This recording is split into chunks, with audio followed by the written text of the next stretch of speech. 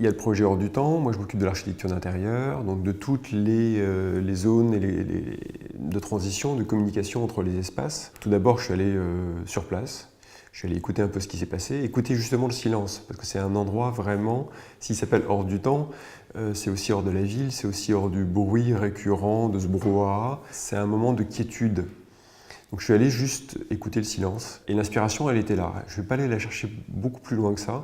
J'avais juste envie de retrouver cette pureté, cette quiétude, et tout ça dans une vraie harmonie. Je pense que le maître mot de l'inspiration de l'endroit, c'est l'harmonie. Je pense que c'est important, lorsqu'on est dans des parties communes, parce que c'est exactement celle que je traite, qu'on puisse se les approprier, les faire siennes, qu'il y ait un vrai lien avec ce qui va se passer dans les appartements, ce qui va se passer avec les vues et l'ambiance générale. Il ne faut pas que ce soit déconnecté de l'esprit même du lieu, de ce qu'il a été, de ce qu'il va devenir. Mon approche par rapport au travail de cet espace, ça a été de pouvoir trouver un rythme, un intérêt, une accroche, quand on voit la façade, être attiré par ce qui se passe à l'intérieur, et ensuite pouvoir faire en sorte que ce soit une phase de transition entre la rue et le moment où on va pousser cette porte et rentrer en contact avec l'intérieur.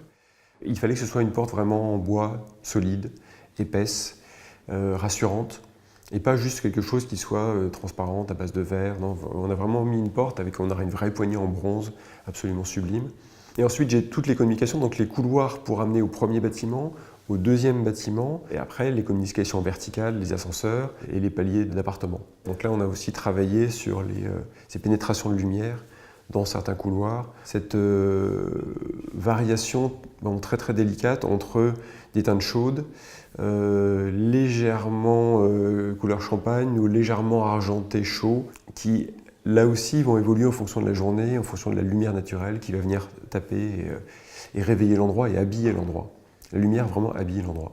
En fait, l'histoire se déroule entre le premier contact avec le bâtiment, qui est un contact uniquement par rapport à la poignée de la porte d'entrée communautaire, jusqu'au dernier contact, qui est la poignée privée de votre appartement. Ce que j'ai dessiné va permettre aux résidents de ressentir d'être vraiment dans un endroit unique, dans un arrondissement unique, dans un enclos de pureté, de fraîcheur, de verdure et de calme, se sentir dans un autre monde tout simplement.